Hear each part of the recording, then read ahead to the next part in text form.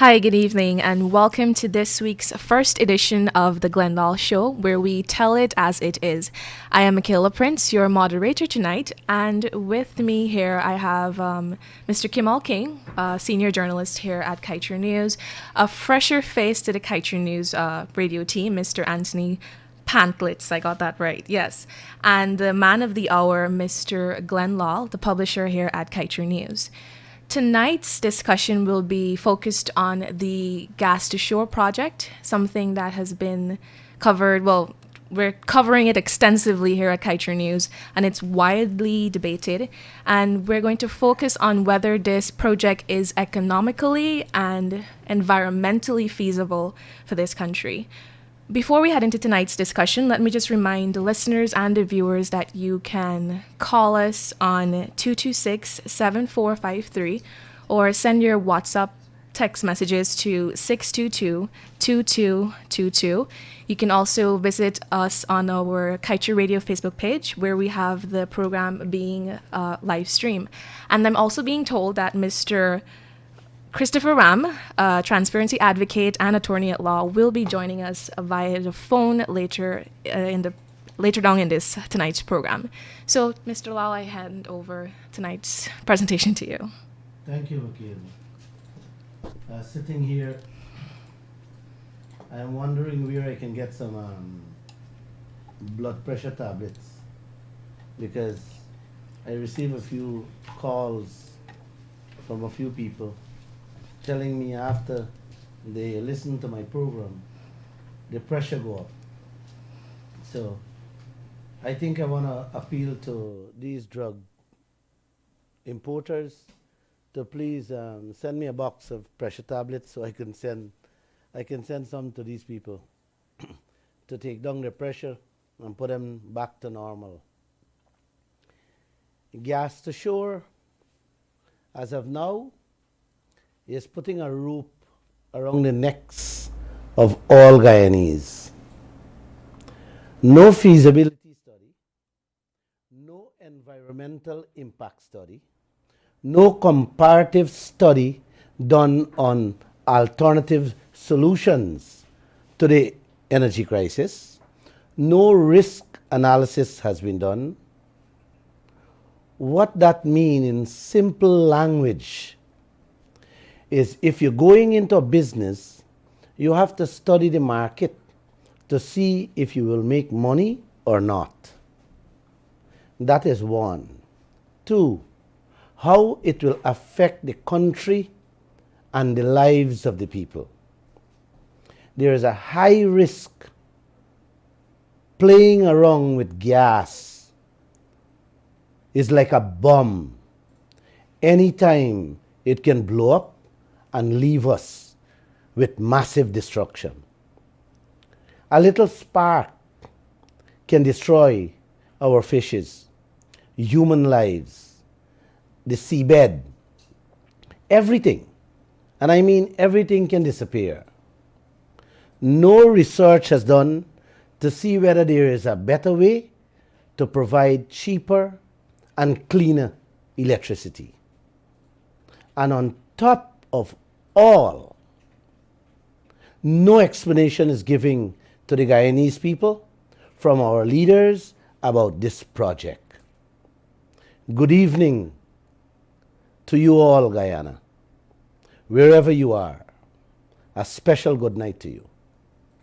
Please relax, and if you have your blood pressure tablet, take it. Please take it now. And I wish you sleep well and you be safe. If you did not catch the virus, listen to me carefully. The oil companies will catch you. So, it's the same dead. You gone dead and we all gone dead. Tonight, I want to give you guys a quick presentation so you can call us and ask questions. If we can answer, we will. If we can't, we will get back to you.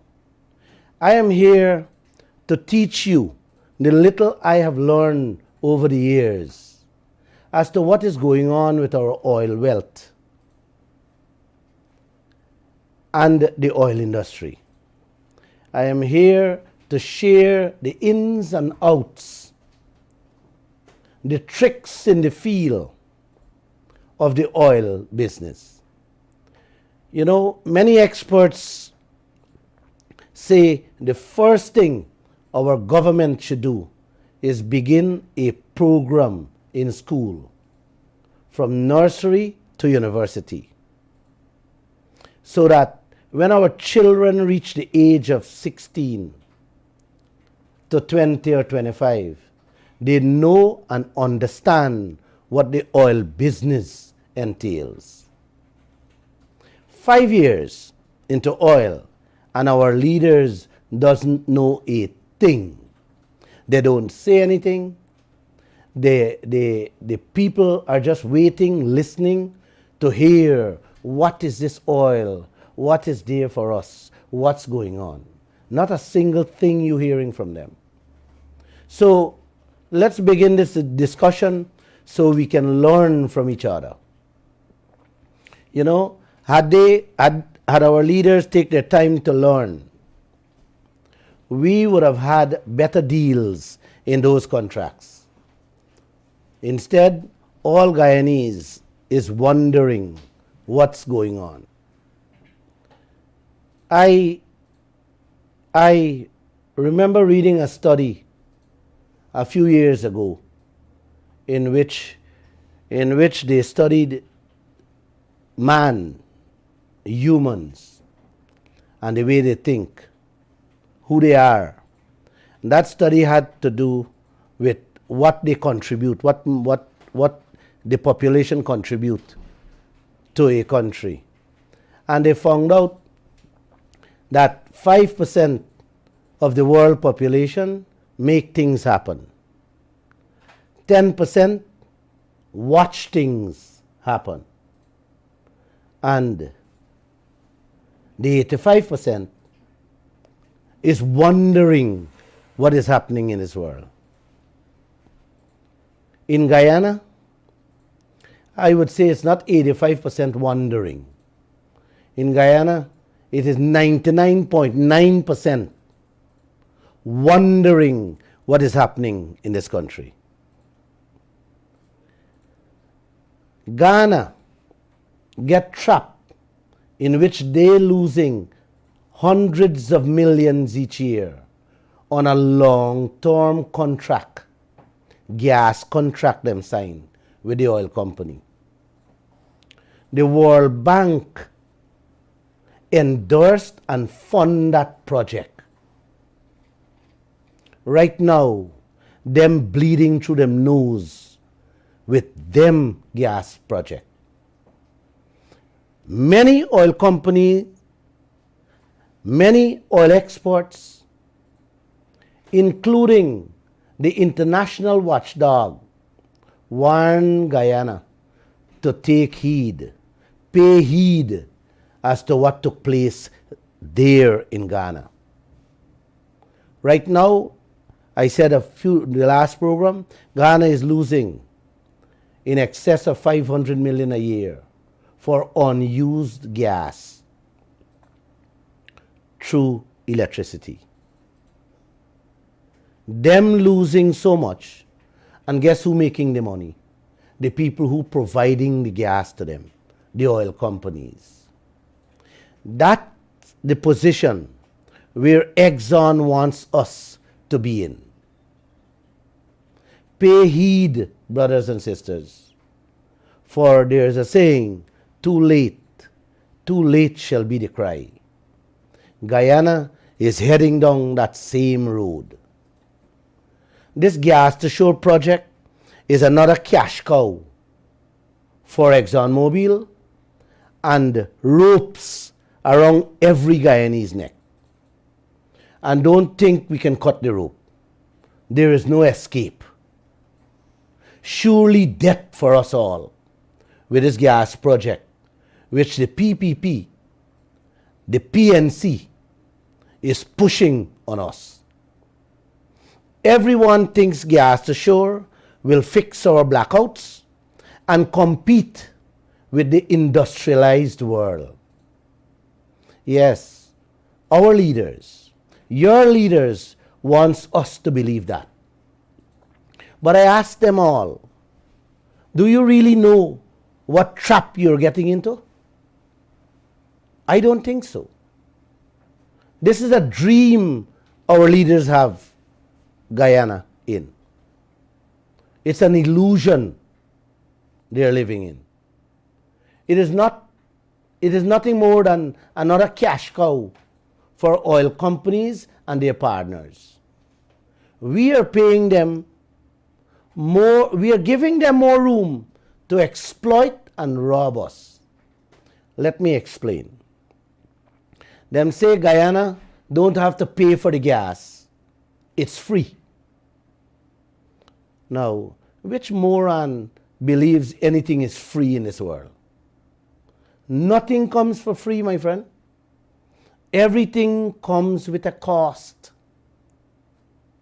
Free. Who gives you anything for free?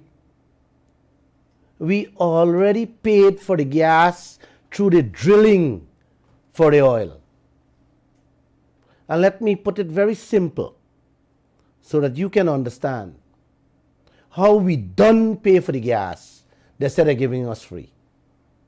So our leaders can get some sense and you guys can understand too.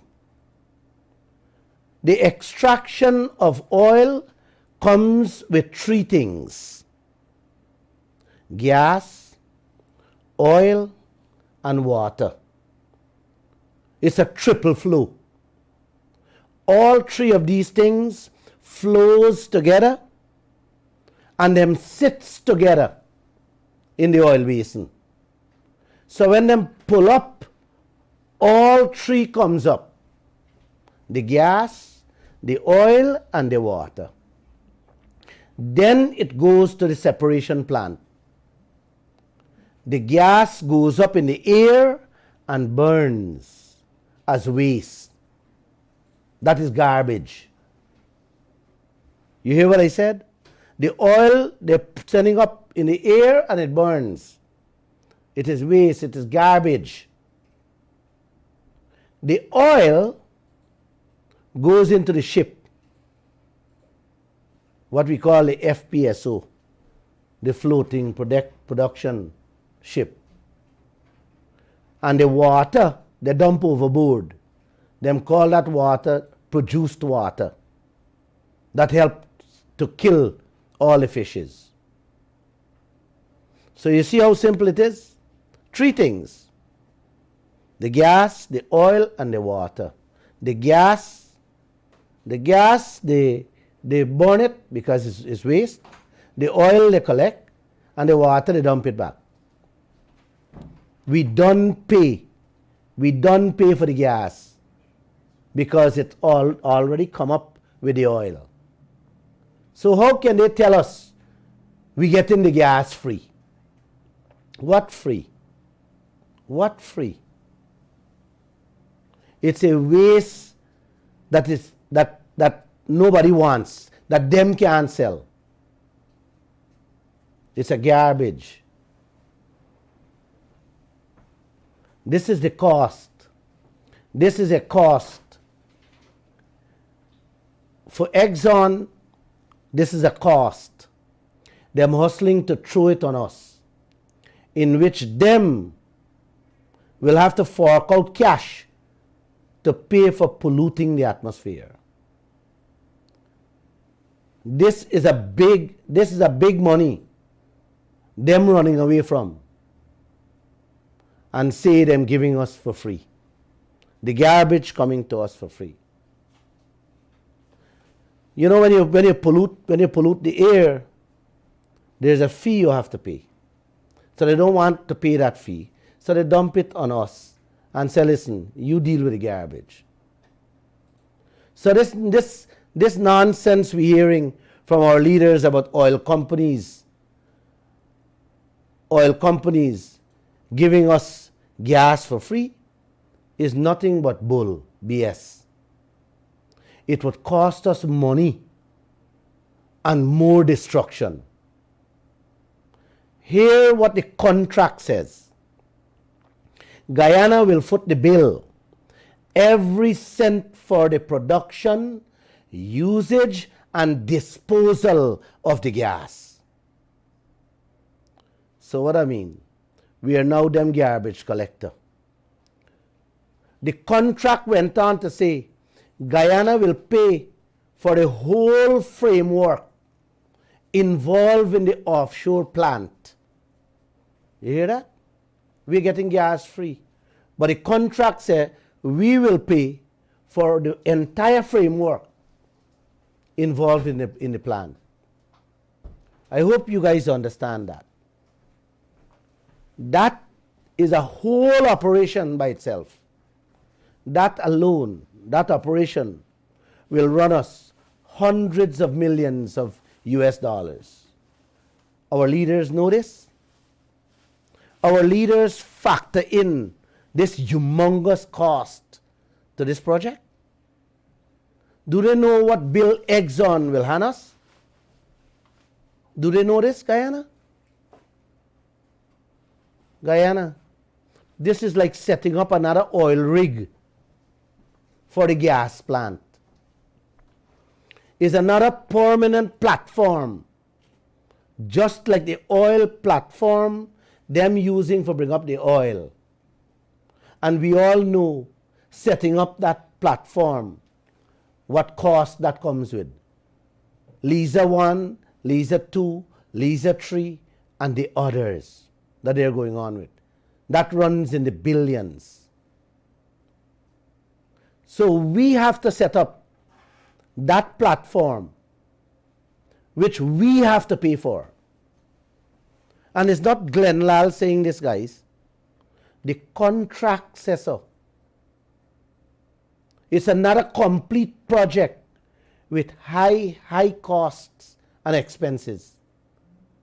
We have to pay also to manage and run the platform. We leaders know that.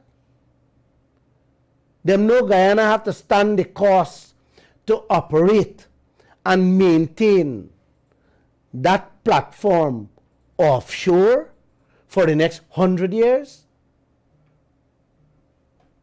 These guys know these things. Brasington, Patterson, and Jagdeo, and Harmon, do they really know this? That's a whole operation by itself out there that we have to manage and control. And all the expense belongs to us. That will cost us hundreds of millions. Do they know it? Anybody knows?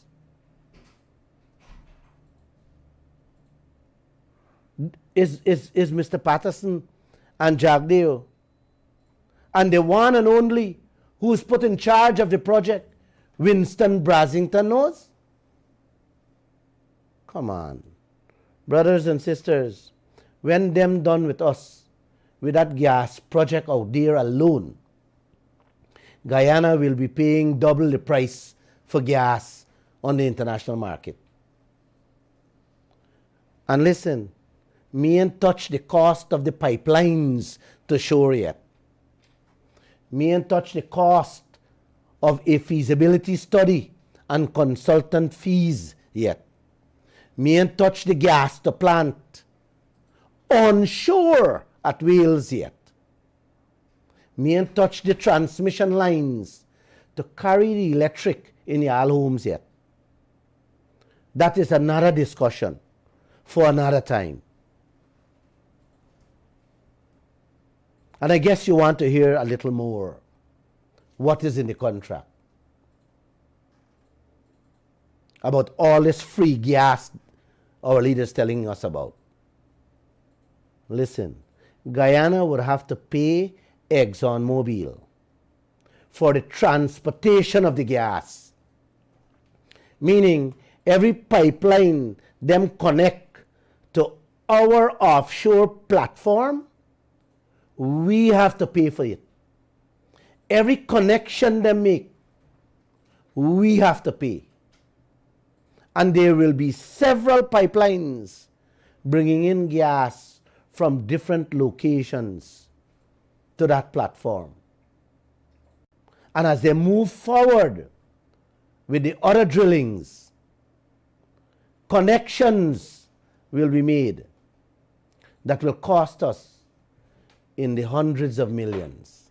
Our leaders know this? Wow. This transportation cost, Jagdev and the others talk about. This is what they are saying. Jagdev, in his own words, said, we are still to work out the cost between ExxonMobil and the government, the transportation cost. It's like a mango tree. The man tell you the mango is free, but you have to pay for the ladder, just like how we have to pay for the gas platform. The man said we got to pay for picket with the rod, the pipes and tubes to connect to the gas platform. And the man said you have to pay for bag it, like collecting the gas from them to our platform. Then we have to pay for picket, meaning the workers on the outer platform. Then you have to pay the truck to carry it to the mango factory. When the man done with you, you pay for the whole mango field, not just one tree or one mango. That is what Exxon will land us into. By having us pay for transportation costs with this gas project. With that project, we will become worse than Ghana, paying through our nose to bring gas to shore. That's the kind of project our leaders heading into. They have no respect for the citizens of this country. They are doing everything in favor of their pockets and the oil players. Hear the end of what Jagdev said. Them deciding whether to make it a PPP or the government will fund it alone. A PPP project. I had a hearty laugh all over again when I heard that. What is a PPP project? You may want to think it's a People's Progressive Party project. No, it's not. A PPP project has to do with a public-private partnership. It's where private people with their money invest in these projects. Huge projects around the world, governments encourage private people to get on board with their cash and expertise on a sharing basis. It is a good thing to protect tax dollars from government corruption and greedy hands. The private people becomes like watchdogs because them have the money inside. So no thieving can go on. That is one side of a PPP project. Here the next side of a PPP project. These PPP projects, if not designed right, could become a burden to me and you, the citizens of this country. We have 2 PPP projects in Guyana. the Marriott and the Borby's Bridge.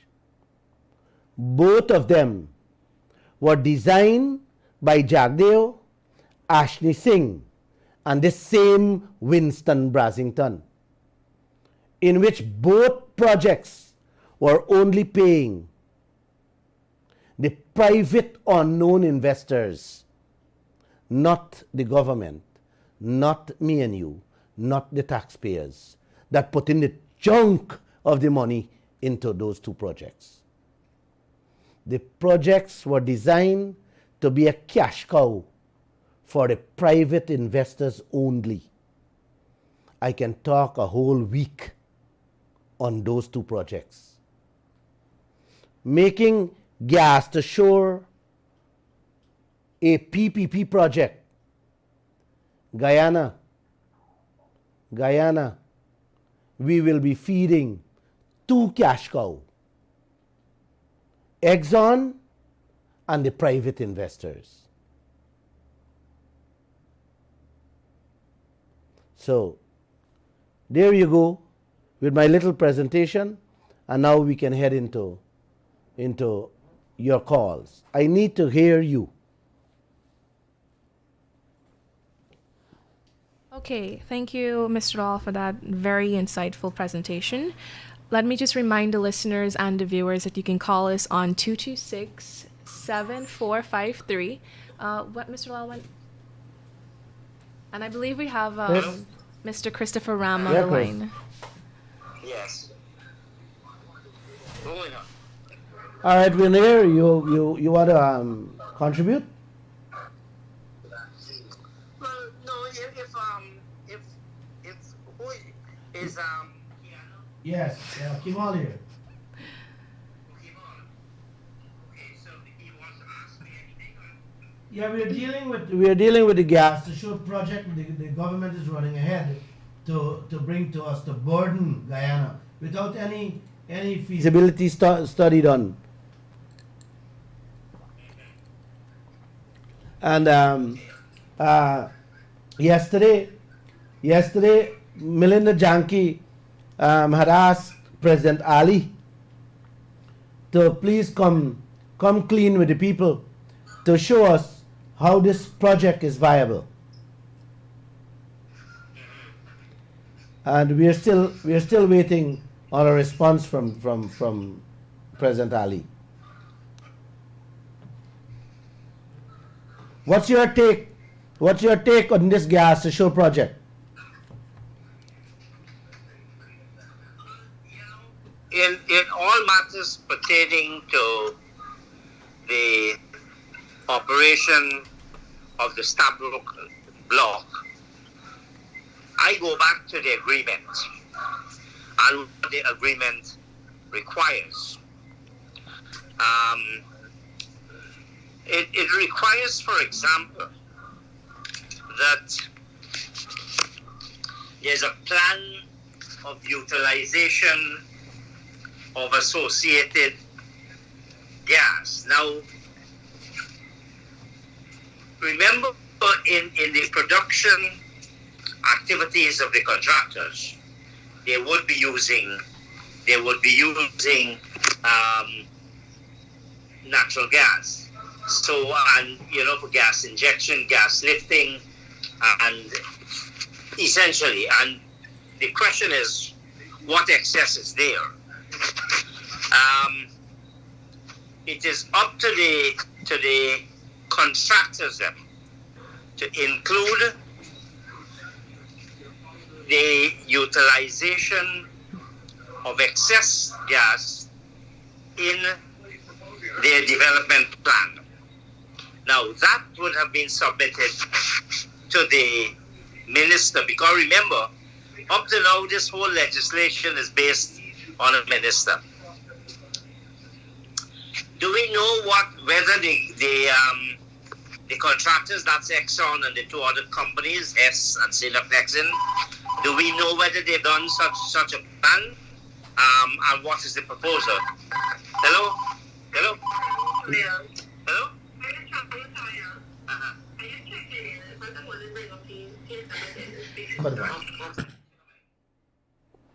All right. Um, I think I think Chris is not with us. Um, maybe he wasn't with us. He didn't get to listen. Chris, Chris, Chris. The question here is: I have said that the gas to shore project is a no starter. It's dead. It's dead just by the name because Well, there's nothing free. yes, There's that's nothing right. free, and that's what we're talking about. The project without a feasibility study, and what we have seen happen to many other countries in the world, to which international banks have funded, has become a disaster to the nation. And Yes. if no study has been done, then we are heading for disaster. I am not. We are not discussing the contract with Exxon, the oil contract. We're discussing the contract with the gas to shore, and Well, the contract for the gas to shore explicitly say that Guyana will pay for setting up the platform out there, and all the pipes and tubings connections, and we will foot that bill, and they will charge us a transportation fee, to which our government is yet discussing. And we didn't touch the onshore plan, and we ain't talk nothing about the transmission line to take electricity into people's homes yet. That's another $1 trillion. The topic I'm talking about is that if this project is feasible, because no way in the world, and especially where gas is, the price is today, it's feasible. It's not. yeah, okay, I understand what you're saying. I'm simply saying that there's a process in relation to the utilization of gas. The first right is on the contractor, which is Synatex and Hess Mm-hmm. and SO. Yeah. The question is this: has the government, any government, whether it was the APNO or the PPP government, has the government entered into some arrangement that is outside of the provision of the agreement? And I'll tell you why it's important. There's in the agreement, there is a monthly statement of the gross quantity of crude oil and natural gas produced and so on. Both the government and the contractors are fully aware of what the production is. Now, some of the gas is used is reused, some of it is flared, and then you have the excess. The government, it seems, from what you're saying, Glenn, the government has decided that it would take the excess. Do we know how much? How much is available? How much, let's say the government takes it. What does the government do with it? I have tried speaking with a few persons involved in the energy sector. Now, we have a serious capacity when it comes to these highly technical matters. No one knows how much gas will be available. Is the country going to take off all the gas? If it takes off all, what does it do with it? So it's going to sell it to maybe GPL, Guyana Power and Light. How much does Guyana Power and Light need? And if there is an excess between what the government takes and what it sells to Power and Light, what does it do with the balance? Those are fundamental questions before you even get to the economics of the damn thing. No. And All right. yes, sir. Chris, Yes. Chris, the oil companies out there, there is no excess gas. There is no excess gas there. As I speak now, gas as they bring up the oil, it comes up with gas. They will need gas to re-inject Yes. to further compress and push the oil up. So the excess there, which is a little, which they will burn, or whatever way they see to discard it. That's what they will give us. Exxon or the oil companies, they will not bring up gas to give us, because gas is less than maybe $1. So Exxon is not gas. Gas basically is garbage for them. They is the excess that they are bringing up, to which they have no use for. That's what they want to dump on us, Chris. Let's say if we need 40 million cubic feet per month, Exxon wouldn't give us that. Exxon only giving us the garbage that they don't have use for. And that is what I'm saying. I'm talking about the setting up of this whole operation, Chris. We are actually setting up a whole rig out there, similar to that of Lisa 1. To bring up their oil, we have to set up something similar to that. And that cost is on us that we don't know. We don't know the cost for the pipelines to bring it to shore. We don't know the cost for the connection for Exxon to connect that gas to our platform instead of them burning it. That's a cost we have to bear. We have to bear all the maintenance cost on that platform. And pay all the workers there. And then we have to set up our plant here, to which have a humongous expense. And then we have other expenses with the transmission line to carry electricity to your homes and everybody's homes. That's what I'm talking about. No. Well, the transmission lines it will happen whether or not you had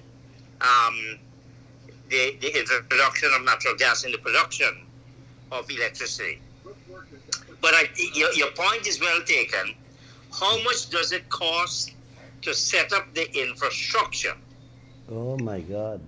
To take off the gas and bring it, as we understand, to Wales? That's right. That's the So burning question there. That's the burning question in my mind and in many people's mind. Now, the question is, how do we get that information? I said the agreement, section 5 of the annex, it talks about a monthly production sheet, a monthly production statement. We are not being told any of these things. In other words, the government would have received by now at least 11, because we started, we had trials in December 2019.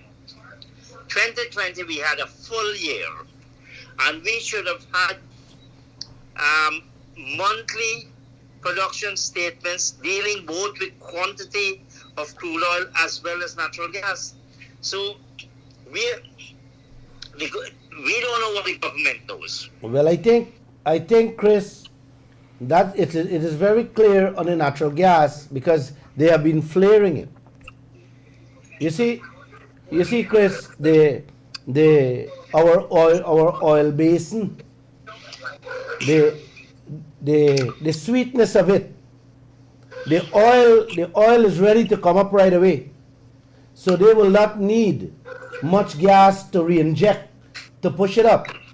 So the gas that is coming up now, nobody taking it, and I've said so earlier, they're burning it, and now they want to throw it on us. They're throwing it on us because it's their garbage. their garbage to, in which if they pollute the air, they have to contribute to the climate change fund. So basically, they want to dump their garbage on us. I guess you didn't listen what I said earlier, but that's what I said.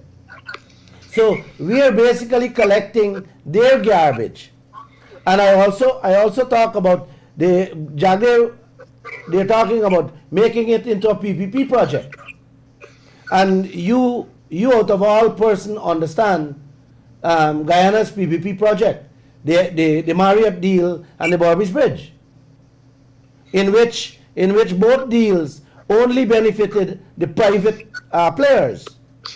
So I am foreseeing this as another PPP project, right, that will burden Guyana and each citizen only to benefit the private players in it. I am seeing this thing as a scheme. These guys pulling on us. The same scheme they pull on the Barbies and the Marriott Bridge. Again, it is a fact that around the world there is generation of electricity using natural gas. You're not disputing that. Correct. But at what cost?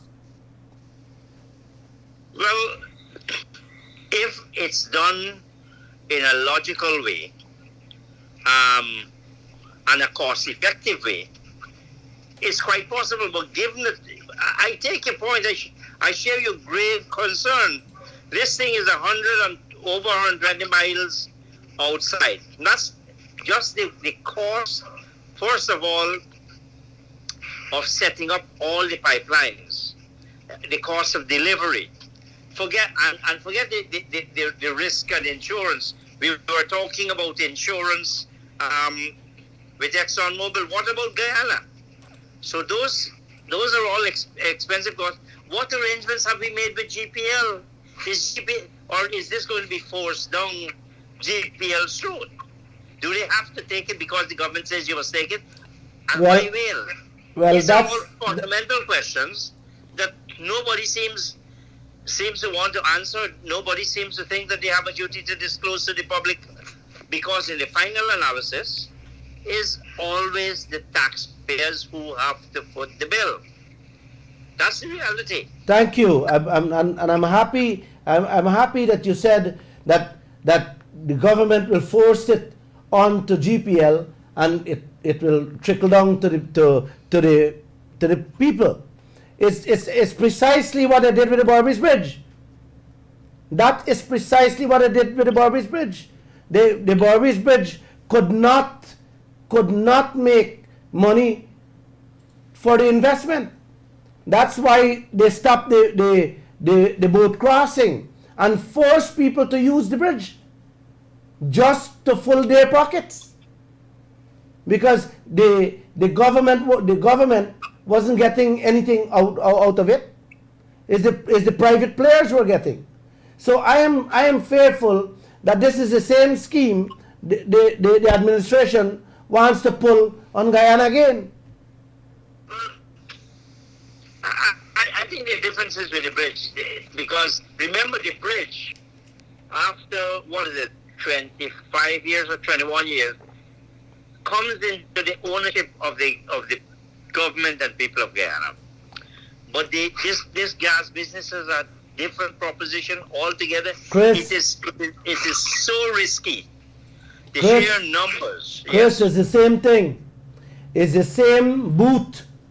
It's the same boot PPP project they're talking about. To build, own and operate. It's the same thing with the Barbies Bridge. There's nothing different here. This project, this gas assured project is exactly like the Barbies Bridge. They say after so many years, well, we can hand you guys back. When they would have gotten the chunk of the money and the bridge there on its collapsing stage, then they hand back the government.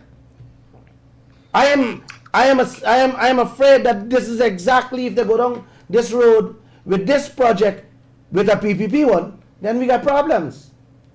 Well, I think this has even more difficult. First of all, the cost of this project makes the bridge looks like petty cash. Agree? It's going to be so gargantuan,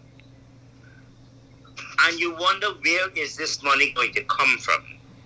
Do we then take the money that we get from oil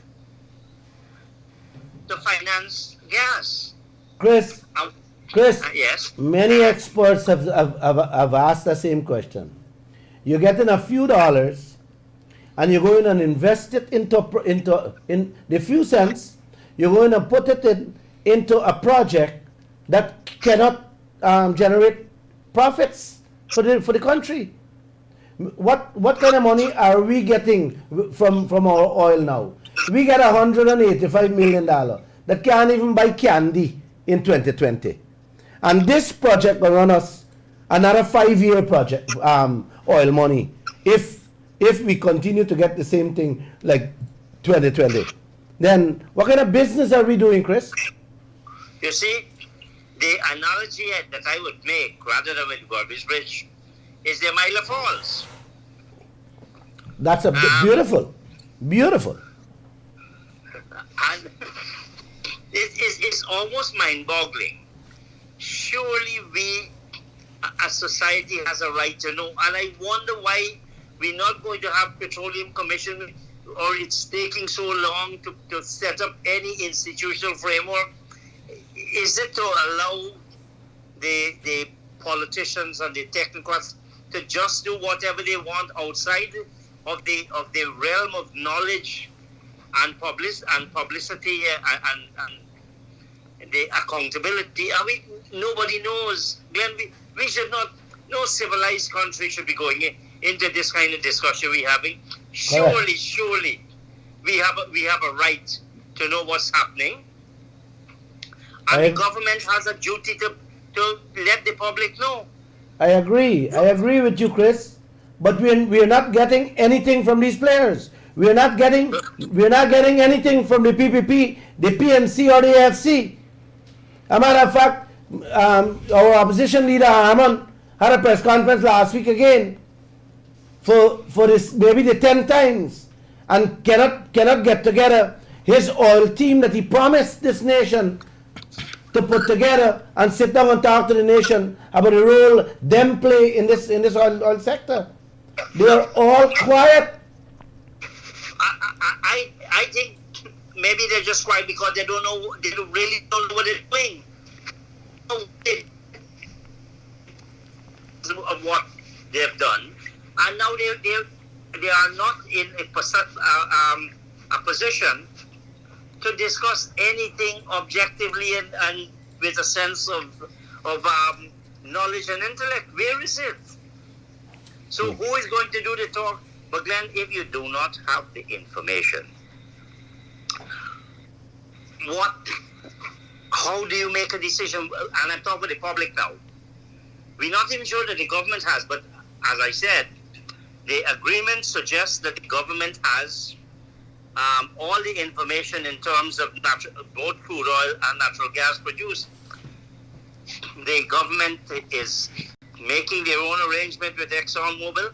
I think what will have to happen, somebody has got to ask for copies of these statements of production, and maybe out of that we might get a little bit of sense. But I think people like Transparency Institute, but also the media, should be asking, can we have copies of these production statements?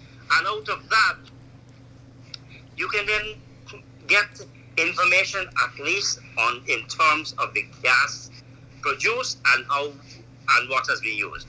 Then we got to ask, as you've been asking, how much does it cost? Who knows? Who are the people who are working on this? And do they have a duty to tell anybody what's going on? We can't approve this project like this, man. we know where they're going, where it's going, but we don't know what it's going to cost. How it's going to get there? Well, I am still. What are the implications to delivering it at Wales? Wales itself, which part of Wales? Is it the estate? A lot of the area has been leased out. Some of it has been sold. We know nothing. It's beginning to sound almost beyond reason. I don't know, Ben. Yep. It's just makes no sense. Thank you, Chris. If I could interject. This is not the right of a government to do what it wants and has no duty, none, to tell people what it is doing. It must face the public. But I also believe, Ben, and I think this has nobody has ever raised it.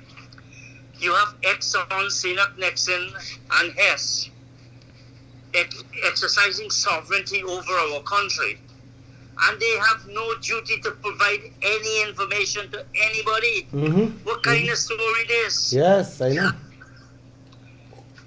I know they own the country, like you said. And our leaders allow that, Chris. Thank you. Kimal wanted to tell you something. Okay, so Yes, come on. the question I had was because when I listened to Mr. Lall and you, Mr. Lall has raised some questions about the feasibility and the environmental soundness of the gas project.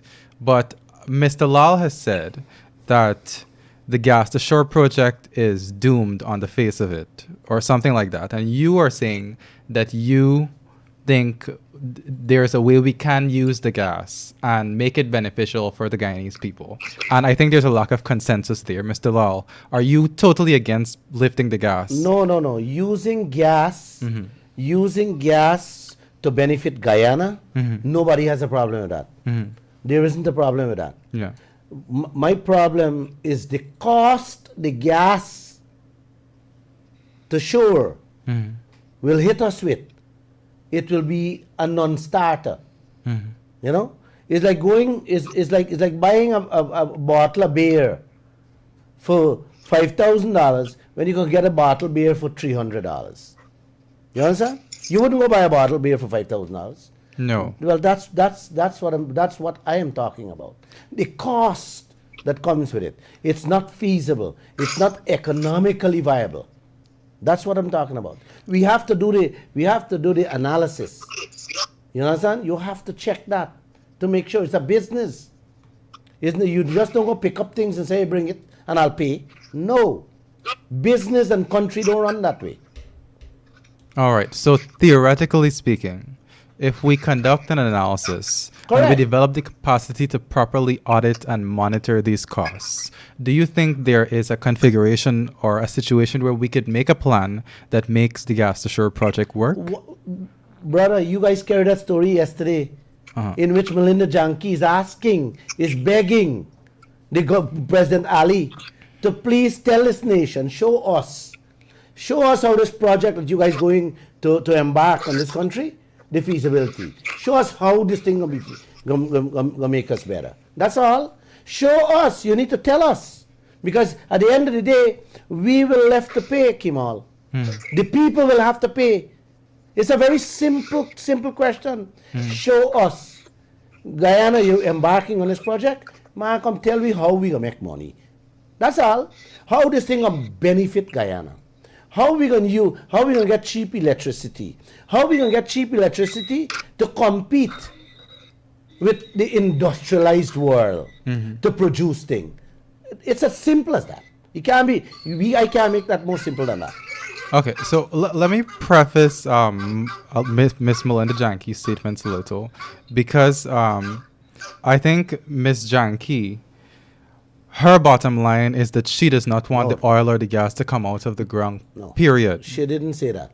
She But did not say that is what she has said many times. No. She didn't. In Yes, yesterday's she has. in yesterday's story. Volcan said that the other day as well. Huh?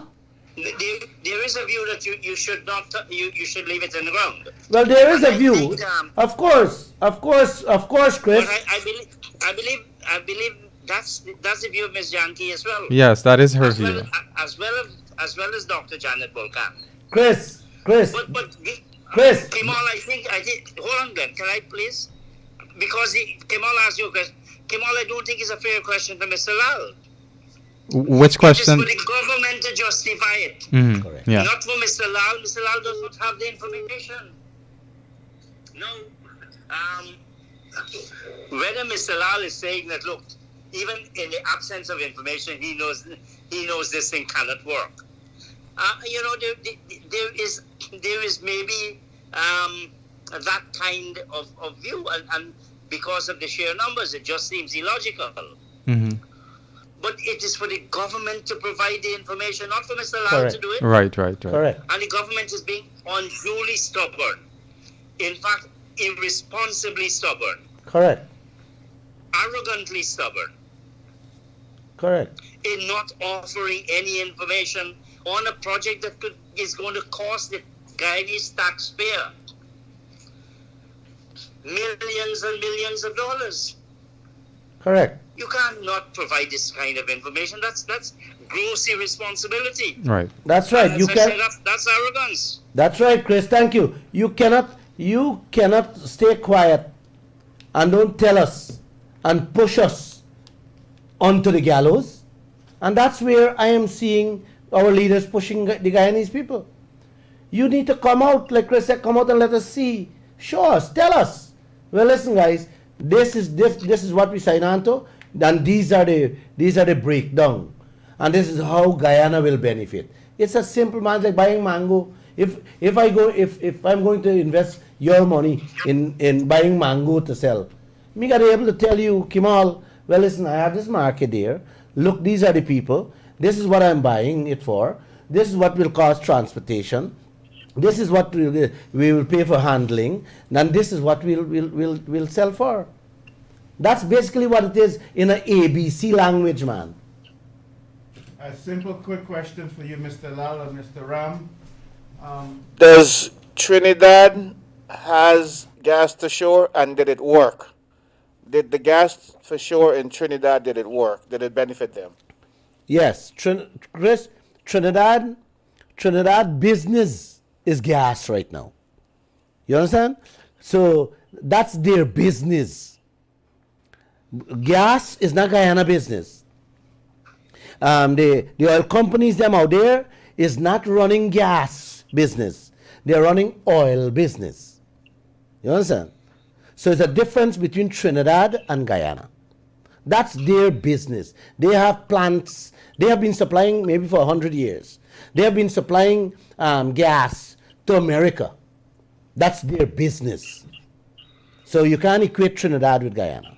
They're still doing that as we speak. The economics of it are probably very different. Correct. And Yeah. Perfect.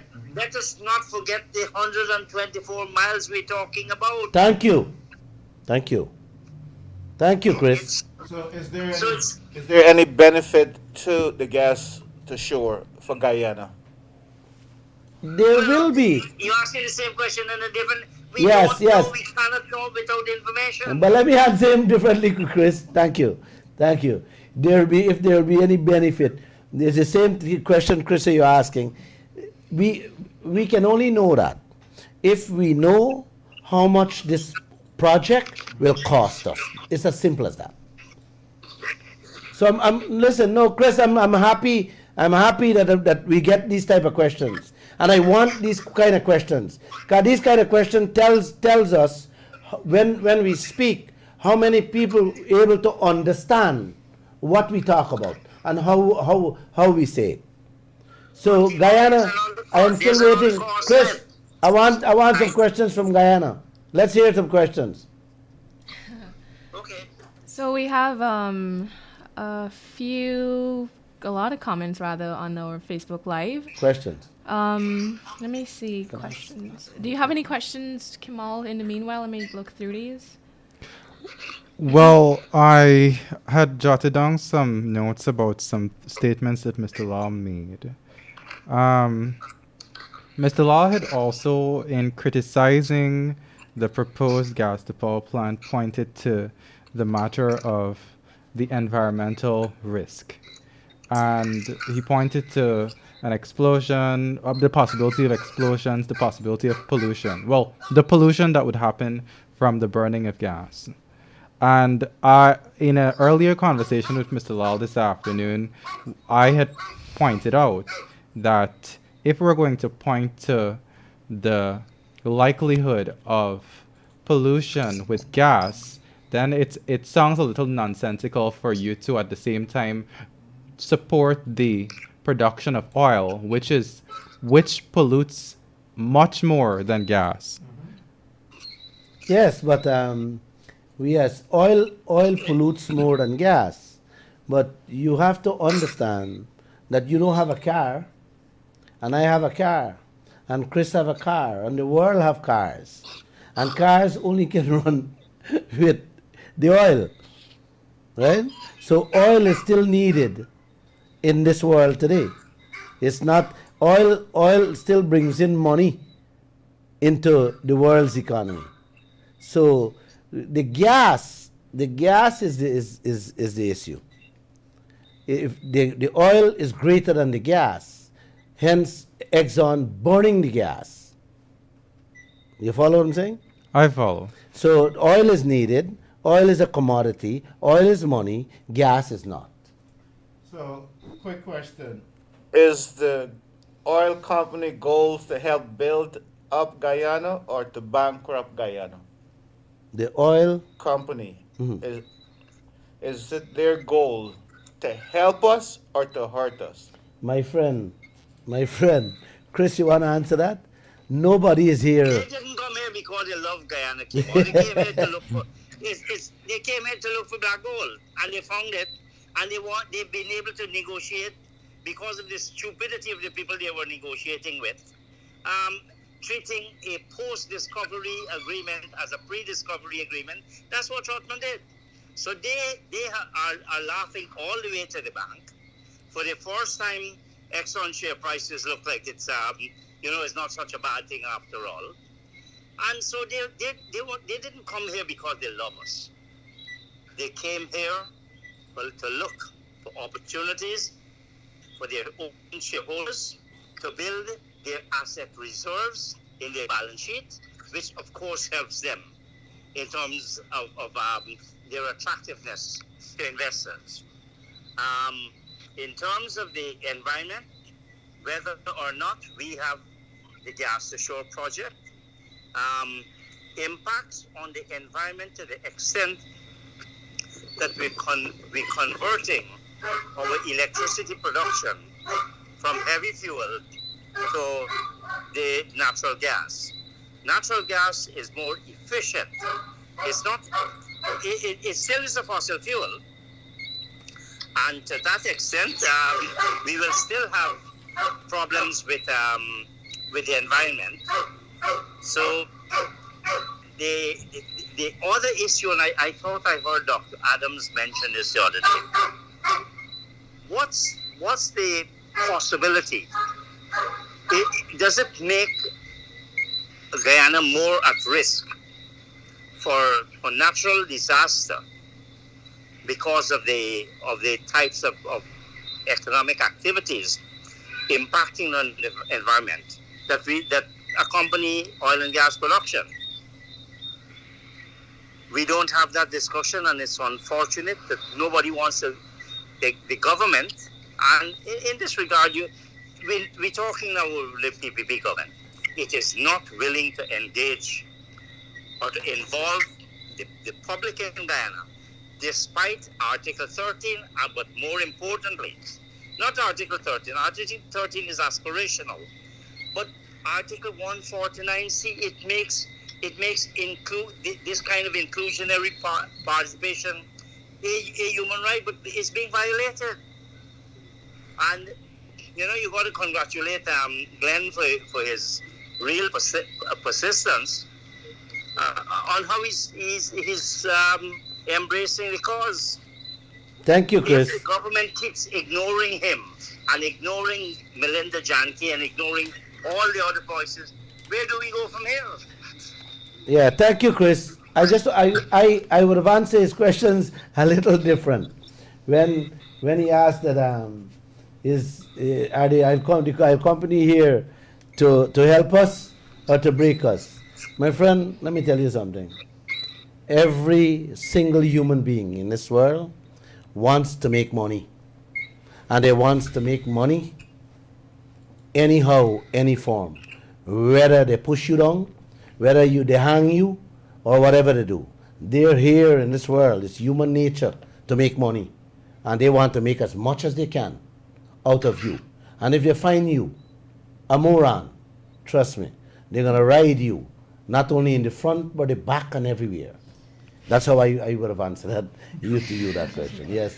Thank you so much for that, Mr. Lall. We did exceed our program time tonight, so... You got questions, we can cut the program down. We can cut them down, we can go on. Well, that's the thing. We don't have a lot of questions really from the Facebook Live. Rather, some comments. I don't have any other questions right now. Okay. So I'd like to ask Mr. Lall and Mr. Anthony to give us your closing remarks for tonight's program, and we can definitely continue this discussion on Wednesday when we have another edition of this program. So, Mr. Pantless, can you go first? My closing remarks is simple. Mr. Lall, when you talk about this oil stuff, I like the way you break it down like I'm a 4-year-old, because this is new to me, like it is new to many, many people. To all guys. And so it's like learning your ABCs, the basic. And I want you to continue to explain it as simply as you've been explaining it. Like if you speak into a 4-year-old. If a 4-year-old can understand it, then you've reached your goals. Thank you. Thank you. Mr. Ram? Mr. Ram, do you have any closing comments? No, all I would say to Mr. Lall and his team of reporters and the vehicle of the newspaper and the radio and the television is that they will have to keep fighting, keep raising the issues, no matter how often, until the questions are answered. We have a duty to ask them. So congratulations to all of you. Thank you. Thank you. Let me say this to our leaders. Giving away our wealth to foreign companies is like committing treason to your own people. It is considered displaced loyalty because you're loyal to them and not to your own people. Good night, Guyana. Okay, thank you for that, Mr. Lall, and thank you to all of the listeners and viewers who joined us this evening. You can join us again on Wednesday at 7:20 right here on Kaieteur Radio. Thank you for listening, and do stay safe. Good night.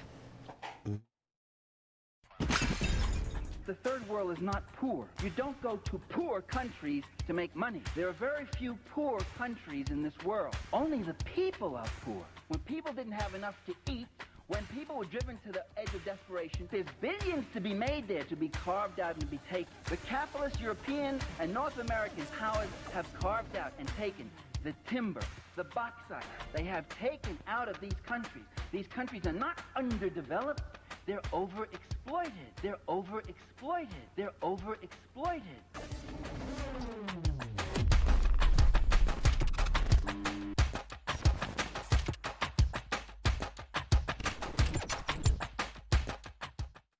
Get up, stand up for your right.